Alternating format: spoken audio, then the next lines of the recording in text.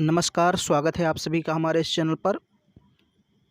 मैं आपको पढ़ा रहा था भारत का भूगोल और अभी तक मैंने आपको 2 चैप्टर पढ़ा दिया है। पहला मैंने आपको बताया था भारत का सामान्य परिचय और उसके पड़ोसी देश। उसके बाद मैंने आपको जो दूसरा चैप्टर था उसमें मैंने बताया था भारत की भूगर्भिक संरचना। तो वहाँ पर मैंने आपको कई प्रकार की चट्टानें बताई थी, जैसे धारवाड़ क्रम की चट्टानें, आर्कियन क्रम की चट्टानें, गोंडवाना क्रम की चट्टानें। इनके बारे में मैंने वहाँ पर आपको बताया है। तो 2 चैप्टर पहले आप देख लीजिए, फिर आप इस तीसरे चैप्टर को देखिए। तो आज का बेसिकली हमारा जो चैप्टर है उसका नाम है भारत के भौगोलिक प्रदेश। ये बहुत ही इम्पोर्टेंट चैप्टर है और यहाँ से प्रश्न बहुत ज़्यादा पूछे जाते हैं। तो भारत के भौतिक प्रदेश क्या हैं, कौन कौन से भौतिक प्रदेश हैं, कितने भागों में विभाजित किया गया है, ये सब हम लोग देखेंगे। चलिए अब हम लोग बात करते हैं। देखिए, ये जो नोट्स आपको मिल जाएगा जब ये चैप्टर कंप्लीट हो जाएगा, तो आपको डिस्क्रिप्शन बॉक्स में लिंक मिल जाएगा, वहाँ से आप डाउनलोड कर लीजिएगा। लेकिन फ़िलहाल अभी मैं आपको बता रहा हूँ कि अगर आपके पास कोई मैप है, कोई एटलस मानचित्र है, तो उसको आप खोल के बैठ जाइए। ओके, मानचित्र देखना ज़रूरी है पढ़ने के साथ साथ। भूगोल में मानचित्र का बहुत महत्व है। बिना मानचित्र के भूगोल आप नहीं समझ पाएंगे। क्योंकि मेरे पास यहाँ पर जो सिस्टम है, मैं यहाँ पर आपको मैप बहुत ज़्यादा नहीं लगा के बता सकता, इसलिए आप मैप खोल लीजिए और मैं जो पढ़ा रहा हूँ उसको पढ़ते जाइए, जो मैं बताऊँगा उसको आप देखते जाइए।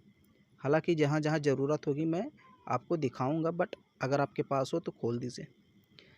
भू आकृतिक प्रदेश या इसको कहते हैं भौतिक प्रदेश, चाहे आप इसको बोलिए भू आकृतिक प्रदेश, चाहे आप बोल दीजिए भौतिक प्रदेश। भू आकृतिक मतलब जियोमॉर्फिक रीजन्स, जियोमॉर्फिक रीजन्स भू आकृतिक प्रदेश, या फिजिकल रीजन मतलब भौतिक प्रदेश।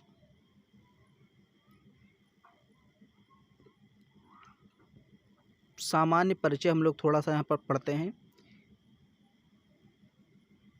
भारत एक विशाल देश है, सभी लोग जानते हैं, आप भी हम भी, जिसमें अनेक धरातलीय विविधताएं, विषमताएं और जटिलताएं पाई जाती हैं।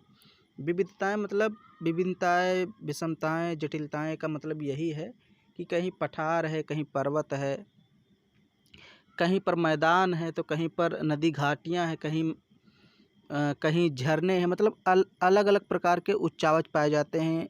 तो वही यहाँ पर लिखा है, विविधताएं, विषमताएं और जटिलताएं हैं। यहाँ पर देखिए लिखा भी आगे, यहाँ मतलब भारत में ऊंचे ऊंचे पठार, पर्वत, समतल मैदानी सभी प्रकार की स्थलाकृतियाँ हमारे देश में लगभग पाई जाती हैं। अब एक बात आती है कि भू आकृति किसे कहते हैं। तो यहाँ पर मैंने आपको एक छोटी सी डेफिनेशन बता दी है। अगर कोई आपसे पूछता है कि भू आकृति क्या है, जियोमॉर्फिकल रीजन क्या है, या जियोमॉर्फिक रीजन क्या है, तो आपको बताना है पर्वतों, पठारों व मैदानों के आकार व विकास को भू आकृति कहते हैं। मैंने यहाँ पर आपको 3 ही मेन बताया है। पर्वतों, पठारों और मैदानों के आकार व विकास को भू आकृति कहते हैं। आप इतना सा जवाब देंगे तो सामने वाला समझ जाएगा कि आपके अंदर ज्ञान है, क्षमता है। अब बात करते हैं भारत को कितने भौगोलिक आकृतियों में या कितने भौतिक प्रदेशों में विभाजित किया गया है। तो यहाँ पर आप देखिए, भारत को निम्नलिखित 6 भौगोलिक आकृतियों में विभाजित किया जाता है। कितने? 6। जब आप छोटे क्लास में रहते हैं तो कहीं कहीं 4 बता दिया जाता है, लेकिन अगर आप इसको विस्तार से समझेंगे तो टोटल 6 भौगोलिक प्रदेश या 6 भौतिक प्रदेश होते हैं। पहला यहाँ पर आप देखिए, उत्तरी तथा उत्तरी पूर्वी हिमालय, यानी ये पूरा हिमालय का सेक्शन है, हिमालय का भाग है जो उत्तर में फैला है और उत्तरी पूर्वी भारत में फैला है। तो पहला ये हो गया। दूसरा है उत्तर भारत का विशाल मैदान। उत्तर भारत का विशाल मैदान कहने का मतलब गंगा ब्रह्मपुत्र का मैदान बेसिकली अपने देश में। और अगर हम पाकिस्तान की बात करें तो सिंधु भी ले लीजिए।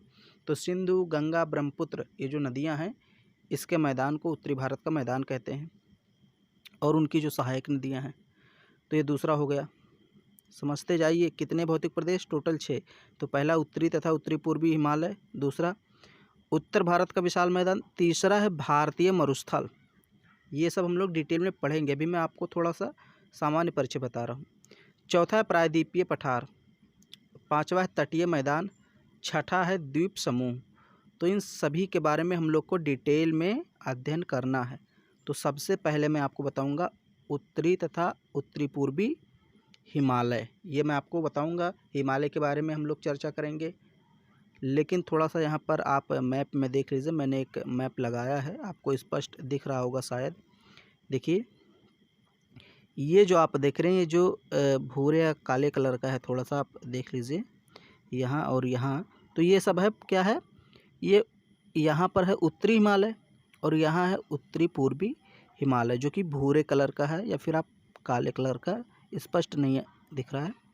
फिर दूसरा मैंने बताया उत्तरी भारत का विशाल मैदान। तो ये जो हरा रंग है, ये जो हरा रंग है, ये सब है विशाल मैदान उत्तरी भारत का। फिर है भारतीय मरुस्थल। तीसरा क्या है, भारतीय मरुस्थल। तो भारतीय मरुस्थल बेसिकली ये है जो पश्चिमी राजस्थान है और उत्तरी पश्चिमी गुजरात का इलाका इसमें आ जाता है, तो ये आपका भारतीय मरुस्थल है। फिर चौथे की बात करें तो प्रायद्वीपीय भारत। तो ये देखिए सबसे बड़ा भूभाग यही है, प्रायद्वीपीय भारत। ये देखिए ये केसरिया कलर का थोड़ा सा, तो ये है प्रायद्वीपीय भारत, ये चौथा है। फिर पांचवा है तटीय मैदान। तो तटीय मैदान बेसिकली यहाँ पर आप देखिए, एक तो ये है 5 नंबर, आप यहाँ पर देख सकते हैं और यहाँ पर देख सकते हैं। ये देखिए यहाँ 5 नंबर, यहाँ 5 नंबर, तो दोनों तरफ मतलब पश्चिमी तटीय मैदान भी है, पूर्वी तटीय मैदान है, तो दोनों ओर है। तो ये पांचवा आपका हो गया। और छठा जो है वो है भारत के द्वीप समूह। तो यहाँ पर आप देख लीजिए भारत के द्वीप समूह, ये देखिए लक्षद्वीप समूह है और यहाँ पर अंडमान निकोबार द्वीप समूह हैं। तो ये टोटल आपके कह सकते हैं कि 6 भौतिक प्रदेश हैं भारत में, और इन्हीं के बारे में हम लोग को आगे से डिटेल में अध्ययन करना है। तो ये तो एक प्रकार से इंट्रो क्लास थी, इंट्रो क्लास, ओके। और अब मैं जो आगे की वीडियो बनाऊंगा, यानी कि जो अगली वीडियो आएगी, उसमें हम लोग चर्चा करेंगे उत्तरी पूर्वी हिमालय की, यानी कि उत्तर और उत्तरी पूर्वी हिमालय, पूरे के पूरे हिमालय की बात हम लोग करेंगे कि उसका विभाजन कैसे हुआ, उत्तर से दक्षिण, ट्रांस हिमालय क्या है, बृहद हिमालय क्या है, शिवालिक क्या है, मध्य हिमालय क्या है, नदियों के आधार पर हिमालय का विभाजन क्या है, ये सब हम लोग अगले वीडियो में जानेंगे। तो ये फर्स्ट क्लास थी, 8-10 मिनट की मुश्किल से हुई होगी, ओके। भौतिक प्रदेश पर पहली क्लास थी। अगर ये वीडियो आपको पसंद आ रही है तो इसको लाइक कर दीजिए, शेयर कर दीजिए। चैनल पर पहली बार आए हैं, चैनल को सब्सक्राइब करना ना भूलें।